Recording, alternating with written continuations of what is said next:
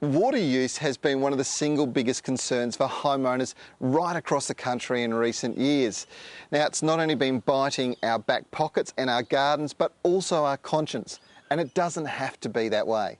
Now, living with water restrictions over the past few years has actually shown us that we can have a beautiful and productive garden with just 2 15mm drinks per week.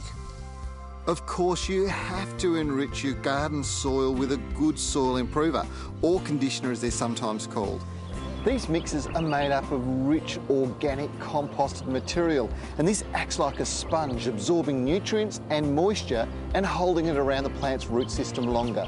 Combine that with a thick layer of organic mulch and you reduce the evaporation of moisture from the soil. And of course that helps the plants not to show those signs of stress.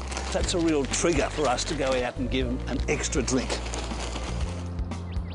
There are a lot of exotic plant species, and I mean a lot, that originate from hot, dry climates similar to ours.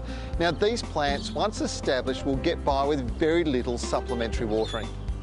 Perhaps the ultimate form of Waterwise gardening is to grow local area native plants, like this glorious Banksia. And once you've established these, they require no supplementary watering at all. Remember, 2 by 15mm drinks per week is all your garden needs, even during the heat of summer. Grey water systems are brilliant, and purple pipe irrigation is the way of the future in our hot, dry climate. But also capturing rainwater is important too. And remember, there's a lot of common sense things that we should, in fact we must do to save water, like not using the hose in the middle of the day. As a general rule, water before 9 a.m. and after 6 p.m. Plants are able to absorb moisture much more effectively in the early morning.